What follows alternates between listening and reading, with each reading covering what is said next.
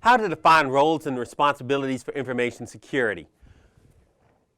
You're going to have a job, a title, and that title is going to have certain roles, duties, functions it's supposed to perform. They should be defined as part of that job description. Establish a hierarchical relationship. You got the board of directors. You got the CEO, other executive officers. You got the CISO, one of those executive officers.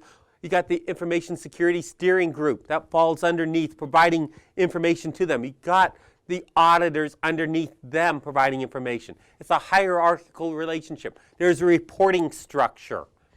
Empower employees to make security decisions, especially where they see something wrong happening. They can take independent action immediately to stop and mitigate a threat. They see a hacker trying to break into a system. Let them pull the network cable. Don't have them send an email off to their manager who then has to get approval by 2 other managers and someone has to sign it, and 2 weeks later they get permission to pull the network cable after your network's been erased. That doesn't make sense.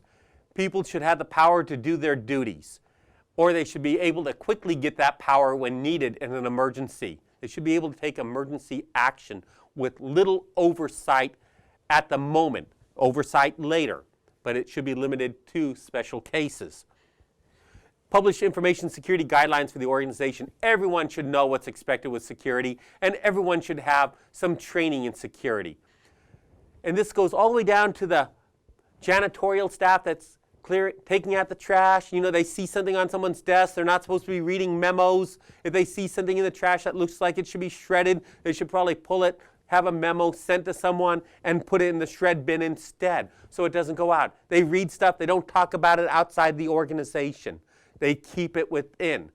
Everyone has a role in security, even if they don't have a security job.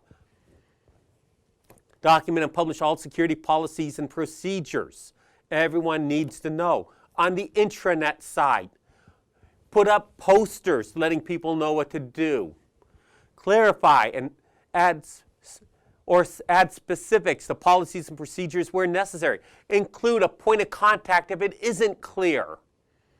All too often, a policy has gray areas.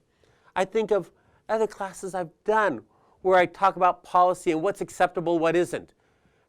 And I use an example of someone at work. They're on their free time. They're on their lunch break. The company has a policy saying acceptable use of the internet at lunch is acceptable. They also have a policy against pornography. Very common, both policies within an organization. Person's looking at sites on breast cancer. And one of those sites, you're not going to believe it, but might have a picture of a naked breast. Unbelievable, I know. Maybe for breast self-examination. Is that acceptable? Something to think about. Someone might be offended, but it's not a pornographic site in the standard definition. Is that site acceptable because of the content on it?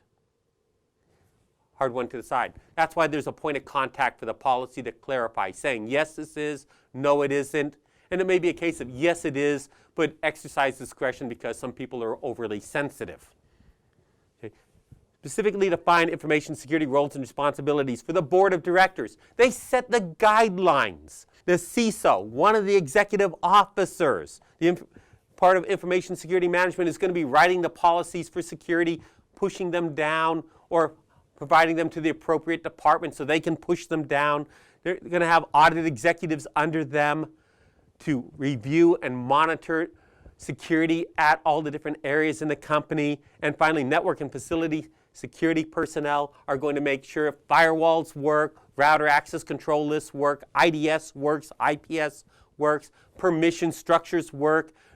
And when we look at the physical facility security people, door locks work, the building alarm works, the hedges are trimmed so you have clear visibility of the doors in case someone's waiting. You're going to make sure the lights in the parking lot work so someone doesn't get mugged on their way out of the company. After all, it never leaves you with a good impression of the company if you're mugged on your first day there.